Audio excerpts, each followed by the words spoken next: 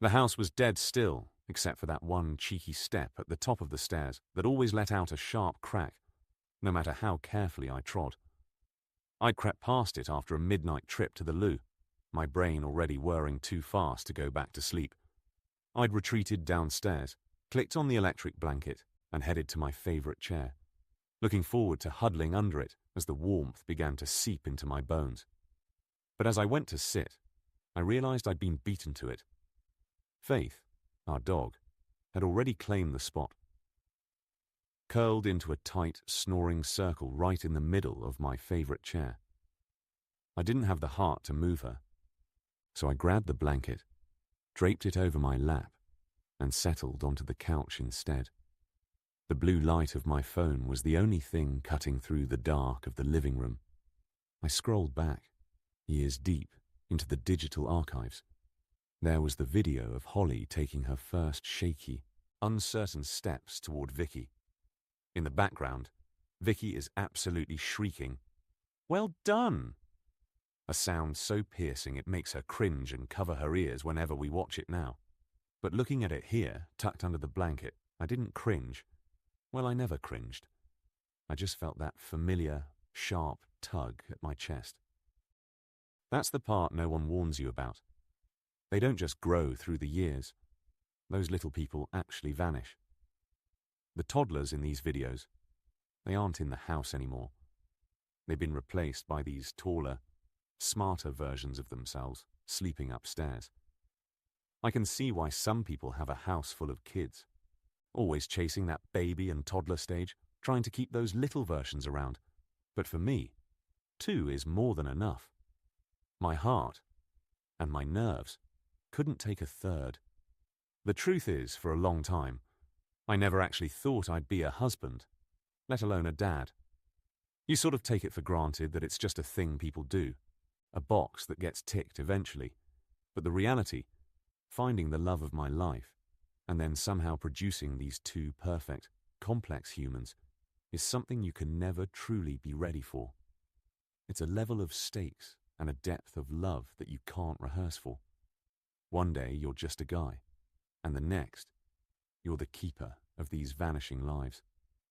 I remember in my younger days saying to my friends in a crude, joking way that I always wanted to be surrounded by women, but never in a million years did I think it would come true. Even the dog is a girl. Well, dreams do come true. My thumb swiped through the years, landing on a blurry shot of Holly from a decade ago, a selfie of her on my shoulder, fast asleep. I remember those nights with Holly. I'd be down here, just like this, swaying with her head heavy on my shoulder. I'd have a bottle for her and a mug of Horlicks for me, all the films I'd get through on my phone.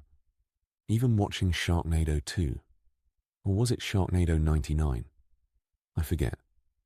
But even back then, at 6 months old, I think she knew just how bad the film was.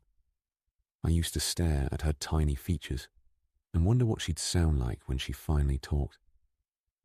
Now, she's my quiet artist. She's swapped the cuddles for a playful tap to the head or a high five. She says cuddles are for saddos. She's still shy around strangers, but I see her confidence blooming every time she's out tending to her 2 pop-up greenhouses or going to the local shop with her friend. Then there's Emily. A photo popped up of her as a baby, glued to Vicky's hip.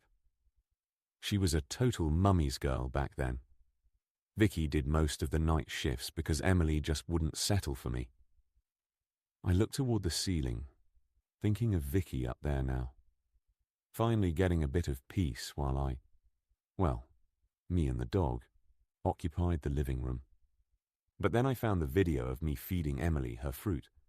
Every time I put a piece in her mouth, I pretend she'd bitten me, and she'd collapse into those breathless, gasping toddler giggles. I scrolled past a photo from last week of Emily holding up a tub of neon pink slime. She's obsessed with the stuff, even though it leaves a trail of sticky mess that always makes me tut and grumble. She's the one who's always full of cuddles and begging, "Come play with me, Daddy." Sitting there, I felt a familiar pang of guilt. I thought about how often I've said, I'm too tired or I'm too busy. Sometimes the thought of starting a game or sitting on the floor feels like a mountain I can't climb. But the truth is, once I actually start, once I push past that initial "I don't want to," I always enjoy it.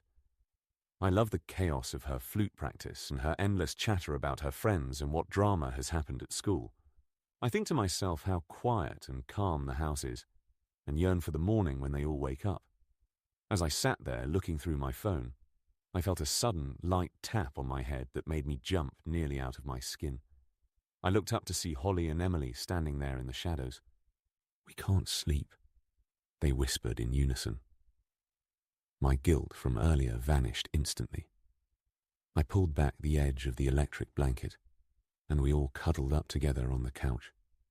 We put on Sharknado, and despite it being the middle of the night, we spent the next hour laughing at how ridiculous it was. So loud, Vicky woke up and came to join us. I gazed at my family while watching the ridiculous but very fun film, and felt that pang again, not one of guilt, but one of emotional joy. It was short-lived, as Faith stepped on my privates as she jumped on the couch and found a spot in between us. We are all safe and warm in our own little world. I really am the luckiest dad and husband in the world. Then, out of nowhere, I started worrying about what would happen when they have boyfriends or even girlfriends. It never ends. But then again, I never want it to end.